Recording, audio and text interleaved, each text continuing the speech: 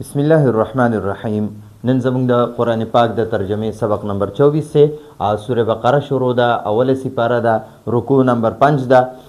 نن به انشاءالله مونږه 44 نه واخله تر 46 پورې دا درې آیاتونه وایو، 44 45 46. اول تلاوت کو، د هغې نه پس به بیا لفظي ترجمه او تفسیر کوو. اعوذ بالله من الشیطان الرجیم، بسم الله الرحمن الرحیم. أتأمرون الناس بالبر وتنسون أنفسكم وأنتم تتلون الكتاب أفلا تعقلون واستعينوا بالصبر والصلاة وإنها لكبيرة إلا على الخاشعين الذين يظنون أنهم ملاقو ربهم وأنهم إليه راجعون. صدق الله العظيم. أتأمرون الناس بالبر، آیا تاسو خلقو ته د نیکۍ حکم کوئ، وتنسون انفسکم او خپل ځانونه هیروئ. نو دلته کې دا حکم چې دی دا علما یهودو ته خطابو. نبی علیہ الصلوۃ والسلام په زمانه کې د مدینې منورې چې کم یهودیانو او یا په دې سیډونو کې علاقو کې کم یهودیان چې وو، نو د هغې به چې کم رشته داران مسلمانان شوي وو، اسلام به قبول کړی، یا به چې کم علما یهود هغې اسلام قبول کړی، نو چې دا کم یهودیان به وو که نه عالمان یهودیان، دی به هغه یهودیانو دا چې کوم مسلمانان شوي وو، هغه مسلمانانو ته به وي ګورئ تاسو محمد صلی الله علیه وسلم د هغه اطاعت کوئ او په هغه ایمان راوړئ، په قرآن ایمان راوړئ. ګورئ دا برحق دي، برحق، او په خپله باندې به ایمان نه راوړلو. نو چې هغه مسلمانانو به ورته ووي چې تاسو ولې ایمان نه راوړئ، نو هغه به ورته یاره مونږ د څه وجې نه ایمان نه راوړو، د څه مصلحت د وجې نه ایمان نه راوړو. مصلحت به څه که د هغې مطلب دا که مونږ چېرته ایمان راوړو، نو مونږ ته چې کم دا د علاقو مشران او باچایان کم نظرانې راکوي او شکرانې راله راکوي او دا مونږ له خیراتونه راکوي، دا به راباندې بند شي. نو دغه مصلحت او د دغه ذریعه د دغه وجې نه د ایمان نه راوړو. نو دلته کې هغې ته اوس الله پاک بیا نبی علیہ السلام باندې الله پاک قرآن نازل کو، وایي دې خلکو ته ووایه اتأمرون الناس. اتأمرون دا حمزه چې دی که نه دا د سوال دپاره راځي، دې ته مونږ حمزه استفهامیه وایو. د دې حمزه معنی ده آیا،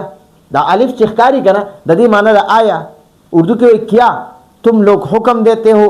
مونږ وایو آیا تاسو حکم کوئ، تاسو حکم کوئ. تأمرون دا د فعل مضارع جمع مذکر حاضر صیغه ده. آیا تاسو حکم کوئ،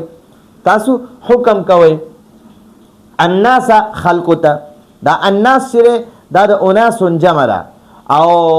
دا معنی د خلق. ټیک شوه.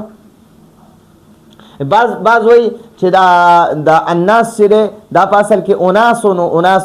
او دا اناسون د انسان جمع ده. بعض علما دغه وایي. نو اتأمرون الناس، اتأمرون آیا تاسو حکم کوئ الناس خلقو ته بالبر د نیکۍ، بالایمان بمحمد صلی الله علیه وسلم، تاسو د نیکۍ حکم کوئ چې په محمد صلی الله علیه وسلم باندې ایمان راوړئ. د علماء یهودیانو ته وایي. وتنسون چې دا هم د فعل مضارع جمع مذکر حاضر صیغه ده. تاسو هیروئ، تنسون معنی ده تاسو هیروئ. انفسکم دا نفس جمع چې ده که نه د نفس جمع هغه انفس راځي. انفس نفس ځان ته وایي، ځان د ځان جمع انفس راځي. او کوم معنی ده خپل. نو انفسکم خپل ځانونه. نو د علما یهودو ته وایي چې ګوره تاسو خو دا چې کم مسلمانان شوي دی ته وایي چې ګوره تاسو د محمد صلی الله علیه وسلم تابعداري هم کوئ، په قرآن هم ایمان راوړئ، په محمد صلی الله علیه وسلم ایمان راوړئ، او دا دین برحق دی، دا دین برحق دی. وتنسون انفسکم او تاسو خپل ځانونه هیروئ. وانتم او حالانکې تاسو تتلون تلاوت کوئ، لولئ تاسو وایئ الکتابه یعنی التورات. کتاب نه مراد دلته تورات دی. حالانکه تاسو تورات وایم د يهوديانو ته الله پاک فرمای چې تاسو خلکو ته په محمد صلی الله علیه وسلم او په قران پاک باندې د ایمان راوړلو تایید کوي او حکم ورته کوي او خپل ځانونه د نیر دی په خپل ایمان نه راوړي په خپل مکه يهودیت او هغه حسد او بغض او کینه او عناد کې ډوبي او وانتم او حالانکه تاسو دا وو حالیه د مونږ د وو معنا کو او دا حالانکه ورسره وایو او حالانکه انتم تاسو تتلون دا تتلون هم د فعل مضارع جمع مذکر حاضر صيغه تتلون معنی تاسو تلاوت کوي تاسو لولئ تاسو وایي الکتابه الکتاب نه مراد یعنی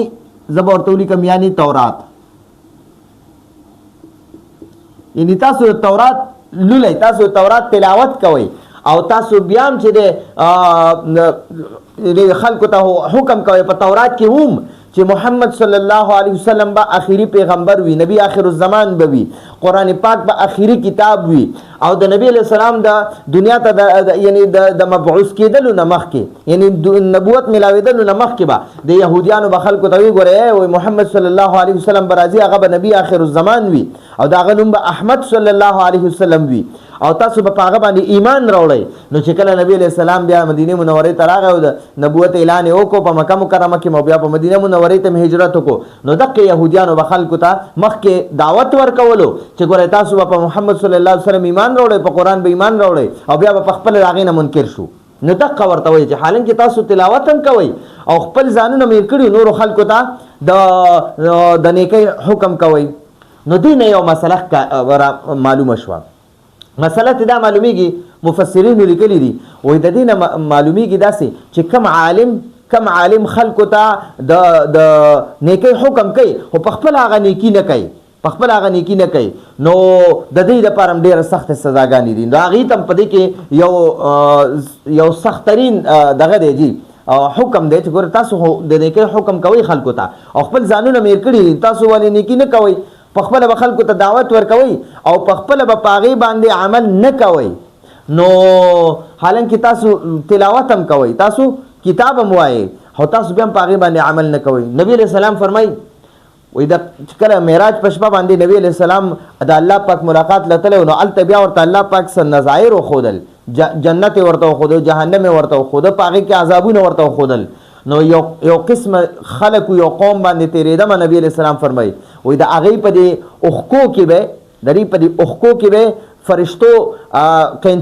قنچیانو باندې به الله فرشتو دا شونډې پرې کولې نو نبی علیہ السلام فرمای جبرائیل علیہ السلام نه مې تاسو کو چې دا کم خلق دي نو جبرائیل علیہ السلام راته عرض کو چې یا رسول الله دا ست امت هغه عالمان دي چې خلکو ته خو به د نیکو حکم کول او په خپل به ګناهونه کول په خپل به ګناهونه کول او بل حدیث کې راځي حضرت انس رضی الله عنه فرمایي وي نبی علیہ الصلوۃ والسلام فرمایي چې قیامت پر ورځ به یو سړی راوستل شي او هغه به په جهنم ته غورځول شي د جهنم دا اور به د خېټه اوښله او د کلمی بروتی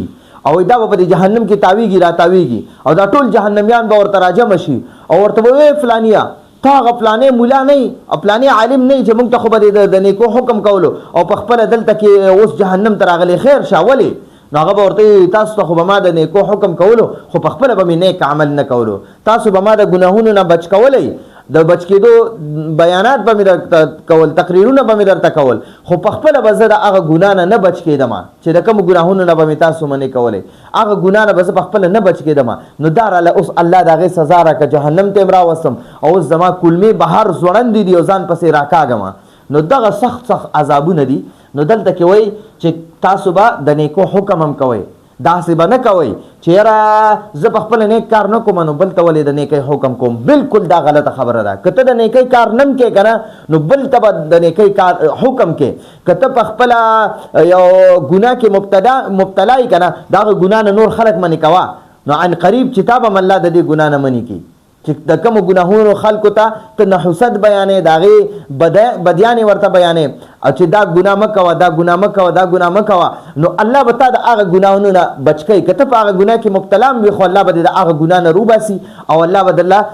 د نیکۍ توفیق درکړي او که ته په خپله نیک کارونه نم کې خو خلکو ته د نیکۍ حکم کوه که ته په خپله مونځ نم کې ته خلکو ته د مونځ حکم کوه که ته په خپله تلاوت نه کې نورو خلکو ته د تلاوت حکم کوه خپل کور کې زنانو ته حکم کوه خپلو بچو ته حکم کوه خپلو کشرانو ته حکم کوه ان قریب چې الله به تعالی د تلاوت توفیق درکړي نو د تبلیغ یو لوی عالم تیر شوی دی بانی مو د تبلیغ حضرت مولانا الیاس رحمه الله هغې په ملفوظاتو کې لیکلي دي وایي کم کس چې غواړي چې زه دې په ما کې د یو صفت پیدا شي په ما کې د یو نیکي راشي که نه نو او ده کې هغه نیکي نشته دی یعنی مثلا زه وایم چې زه د قرآن تلاوت کوم او مخکې نه زه نه کوم نو ما له پکار دي چې زه خلکو ته د تلاوت فضائل بیانوم خلکو ته د تلاوت تلقین کوم چې تاسو تم تلاوت کوه پلانی تم تلاوت کوه الله پیدا اجر درکوي نو د هغې برکت به دا وي چې ما به الله په تلاوت باندې راولي او که تا کې یو ګناه وي او ته ځان نه هغه ګناه وښکل غواړې نو کم خلک چې په هغه ګناه کې مبتلا دي چې په کم کې ته مبتلا نو د هغې نه خلک منې کوه چې دا ګناه مه کوه الله پې خفه کېږي د الله رسول صلی الله علیه وسلم پې خفه کېږي فرشتې در باندې لعنت وایي د هغه ګناه بدیانې خلکو ته بیان که نو تا به الله د دغې ګناهونو نه وساتي نو دلته علما یهودو ته خطاب دی خو ګورئ خطاب علما یهودو ته دی خو قیامت پورې خلق ته مراد دی ګورئ قیامت پورې څومره انسانان دي هغې ټولو ته حکم دی اتأمرون آیا تاسو حکم کوئ الناس خلقو ته بالبر د نیکۍ بالایمان بمحمد صلی الله علیه وسلم وبالقرآن چې تاسو خلکو ته په محمد صلی الله علیه وسلم د ایمان راوړلو او په قرآن د ایمان راوړلو حکم کوئ وتنسون او تاسو هیروئ انفسکم خپل ځانونه وانتم او حالانکه تاسو تتلون تلاوت کوئ لولئ تاسو وایئ الکتاب یعنی التورات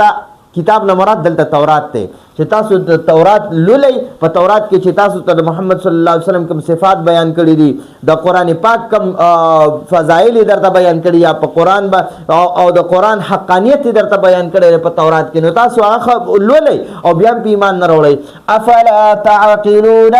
افلا دلته کوم د حمزه استفهامیه دی نو دلته کې د دې فا معنی مونږ کوو نو او د حمزه معنی مونږ کوو آیا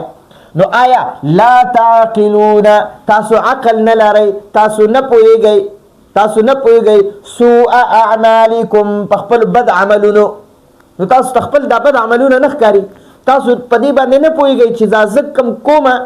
دا کم غلطي کومه چې خلکو ته خو وایم چې په قرآن او په محمد صلی الله علیه وسلم ایمان راوړی په خپله پې نه راوړم نو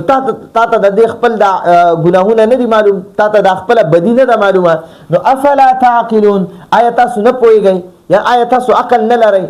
آیا تاسو ته ښه او بد نه ښکاري نو دغه مراد دی اوس دقې یهودیانو ته وایي چې ای یهودیانو تاسو په صبر او په مونځ باندې تاسو ایمان راوړئ او بیا د صبر په ذریعه او د مونځ په ذریعه باندې د الله نه مدد غواړئ هغه چې کم خلک تاسو له نظرانی او خیراتونه او شکرانې درله راوړي هغې ته توجه مه کوئ د دنیا یعنی د مال محبت او تکبر دا پرېږدوئ او تاسو د مونځ په ذریعه تاسو ایمان راوړئ او د مونځ په ذریعه او د صبر په ذریعه باندې د الله نه مدد غواړئ نو استعینو دا د امر صیغه ده استعین ته چې یو سړي ته وایې چې ته ایمان راوړه نو استعین او دوو ته چې استعینا او ډېرو ته چې وایې نو هغې ته وایي استعینو نو ټیک شوه دا استعینو چې دی که نه دا د امر صیغه ده استعینو تاسو مدد غواړئ تاسو مدد طلب کوئ تاسو مدد غواړئ بالصبر د صبر په ذریعه نو دلته د صبر نه مراد روجم کېدی شي چې تاسو د روجې په ذریعه د الله نه مدد واخلئ د الله نه مدد وغواړئ ځکه انسان چې روجه ونیسي که نه نو د روجې برکات دا دي چې انسان د ګناهونو نه منې کي د نفساني خواهشات چې دي هغه مغلوب کی ختم شي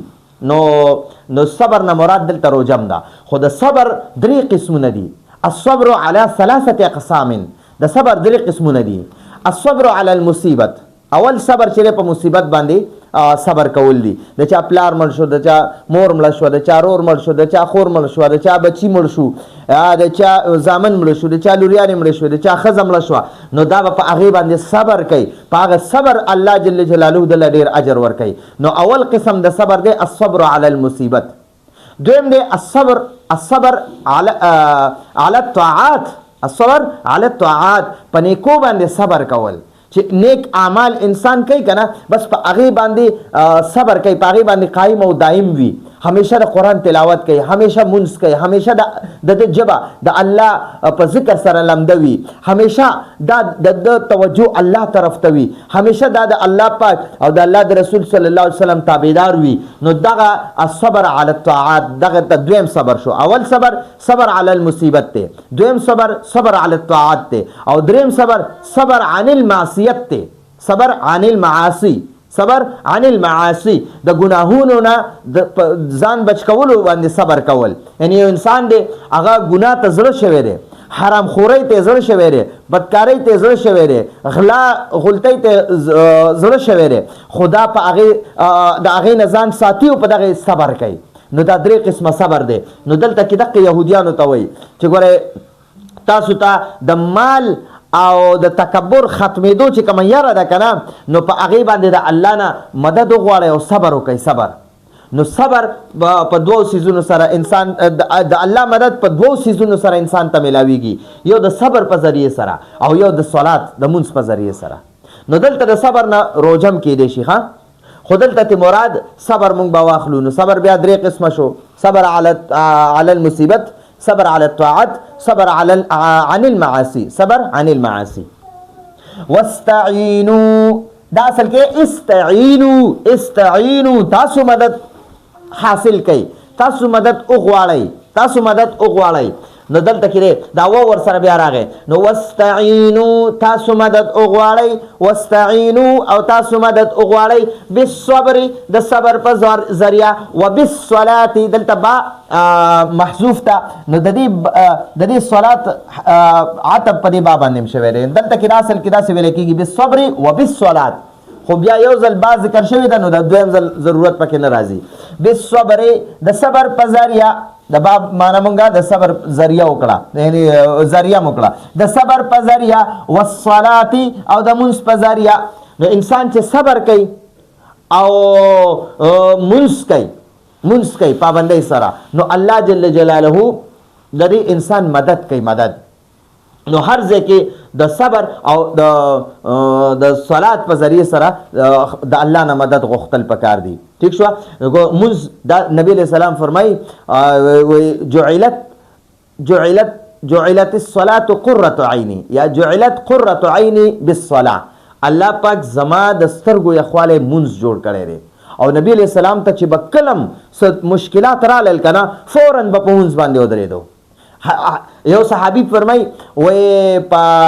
غزوه احزاب په شپه باندې ما نبی علیہ السلام ولیدو چې ټوله شپه د هغه مونځ کولو. او حضرت ابوبکر رضی الله عنه فرمای، یا حضرت علی رضی الله عنه فرمای وای د جنگ بدر په شپه باندې زما سترګې کولاو شو کنه، نو ټول صحابه آرام کولو، ټول ورځ ستړي شوي و بیا آرام کولو. او نبی علیہ الصلوۃ والسلام ما ولیدو واحد رسول الله صلی الله علیه وسلم چې الله ته په مونځ باندې ولاړو او بیا د هغې نه پسې دعا غوښته او الله ته منت او زاري کوله چې یا الله دا 314 بے سر و سامانه او بالکل بے یار و مددگاره او بالکل اسم ور سره نشته، او خدای پاک 1000 کافرانو سره جنگیږي، کته دې 314 فتح ورنکې، دی له کامیابی ورنکې، دی له غلبه ورنکې، نو ستا دین به په دنیا کې خورول هغه به ودرېږي په ځای باندې، او بیا به دین اسلام به په دنیا کې بیا نه خورېږي. او یا الله ته د دې مدد او نصرت وکړې. نو بیا په جنگ بدر کې تاسو ته پته ده اورېدلي هم دي د علماو نه چې جنگ بدر کې 314 صحابه د 1000 کافرانو نه منډې مخکلې او د هغې نه 80 کسانو ونیول او د ځان سره مدینه منورې ته راوسته او په پیلرو ستنو پسې تړلي وو هغه 80 کسان او د کافرانو چې کم سردارو لیډرو او د هغې چې کم سپهسالارو ابو جهل نو هغه په داسې بې دردۍ سره مردار کو چې هلته کې اوس هم هغه کوي دی هغې ته اوس هم خلک لاړ شي نو هغه خلک هغه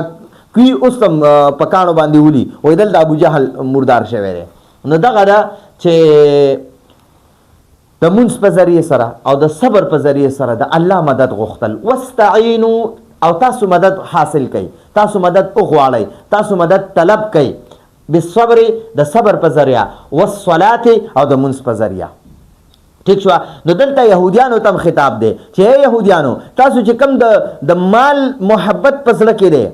که تاسو وایي چېرې که موږ ایمان راوړو نو موږ ته بیا مال نه میلاویږي د باچایانو د غیر د خلکو نه به چې کوم نظراني او شکرانې او خیراتونه راته میلاویږي هغه راته بیا نه میلاویږي نو الله پاک ورته فرمایي چې واستعینو تاسو ایمان راوړئ او بیا مدد وغواړئ بالصبر د صبر په ذریعه والصلات او د مونځ په ذریعه باندې نو تاسو چې کوم هغه تکبر حسد بغض کینه عناد او کوم هغه د مال محبت په زړه کې دی نو د صبر او د مونځ په ذریعه سره هغه الله ستاسو د زړه نه وباسي ٹھیک شو وانها او بشکا یا یقینا دا مونځ دا اصل کې ان الصلاه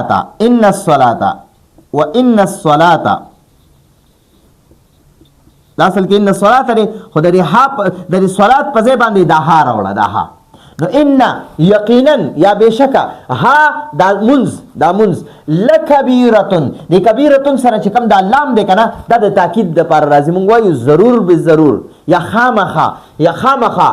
کبیره معنی غټ خودلته مراد ثقيل دی ثقيلتن لکبیرتن ای ثقيلتن ډیر دروند دی یعنی ډیر ګران دا وانها یقینا دا منز لکبیرتن ډیر ګران دی د مصیبت په وخت کې پریشانی په وخت کې مونږ طرف ته توجه کول دا خبره ډیره ګرانه ده الا مگر ګرانه نه ده په چا باندې علی الخاشعين په خاشعين باندې د الله نه یریدونکو خلکو باندې دا خبره ورته ګرانه نه ده چې کوم خلکو په ځکه د الله جل جلاله عظمت وي د الله جل جلاله يروي د الله جل جلاله نه امید وي دا درې خبرې وي د الله پاک عظمت د الله لوی چې دای په ځل کې وي د الله پاک یره پزړه کی وی او د الله پاک نه امید پزړه کی وی دا درې خبرې چې د چا پزړه کی وی نو هغه لپاره مونږ کول د مصیبت او پریشانی او د تکلیف په وخت کې هیڅ ګران نه لري نو دلته کې وی واستعینوا او تاسو مدد حاصل کړئ او غواړئ بالصبر د صبر په ذریعہ والصلاه او د مونږ په ذریعہ وانها او یقینا دا مونږ لکبیره خامخا دروند دی یعنی خامخا ګران دی ډیر ګران دی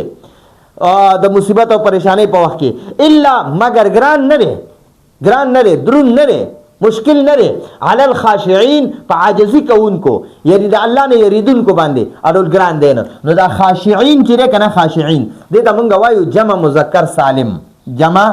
مذکر او سالم ٹھیک شو دا خاشعين چې دا د خاشعون جمع ده خاشعون معنی یو یریدون کې او خاشعين معنی ډیر یریدون کې نو چې کوم د الله نه یریږي یا عاجزي پکې وي عاجزي والا خلک یا د الله نه یریدون کې خلک وي نو هغه باندې د مصیبت پریشانی تکلیف او حالات په وخت کې مونږ طرف ته توجه کېدل او مونږ کول هیڅ مشکل نه دي نو اوس مونږ ته وایي چې کوم خلک د کوم خلکو په زړه کې د کوم خلکو چې درې خبرې یقیني وي په درو خبرو باندې یو کم خبره چې د الله عظمت په ځل کې وي دویم الذين دا منسکون کی دا خاشعين د الله نه یریدون کی خلق کم خلق دي هغه خلق دي یظنون چې هغه یقین کوي ظن یظن معنا ګمان کول سره ګمان کول خو چې کله د یظن نورسته ان راشي ان نو د یظن معنا به مونږ بیا کو یوقنون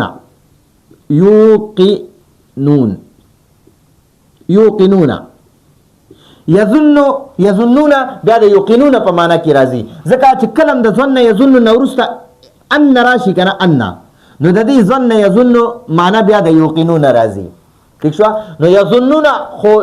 لفظي معنا دا هغوی ګمان کوي خو دلته کې به مونږ ګمان والا معنا نه کوو ځکه د یظنون نه وروسته ان راغی نو اوس په د دې یظنون معنا مونږ کوو یوقنون الذین هغه خلق دي د خاشعين هغه خلق دي یظنون یوقنون چې هغوی یقین کوي انهم چې یقینا هغوی به ملاقات کوونکي دي انهم یظنون انهم ملاقو دا ملاقو چې ده کنه دا اصل کې ملاقیون نو دا د ملاقیو جمع ده ملاقی دا اسم فاعل ده ملاقی اسم فاعل ده او ملاقیون بیا د دې جمع راځي ملاقات کوونکی ملاقیو چې ده کنه معنی دا